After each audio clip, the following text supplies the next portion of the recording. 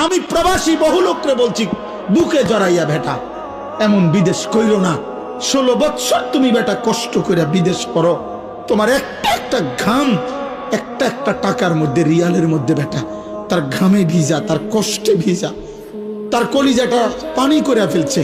আজকে 18 বছর 20 বছর বিদেশে থাকে, একবেলা খানা দেই না কেউ নাই, এক গ্লাস পানি আগায় দেওয়ার মতো কেউ নাই, একটা জামা ধুইয়া দেওয়ার মতো কেউ নাই, একটা ভালোবাসবে একটা বিবি নাই, বাচ্চা নাই, কেউ নাই। বেচারা অসহায়ের মতো 12 ঘন্টা ডিউটি করে আইসা ফিরে থাকে রুমের মধ্যে, মন চাইলে দুগা খায়, মন চাইলে শুইয়া থাকে ক্লান্তিতে। আবার ডিউটি টাইম হয়ে যায়, কে খাইবো কে রাঁধবো?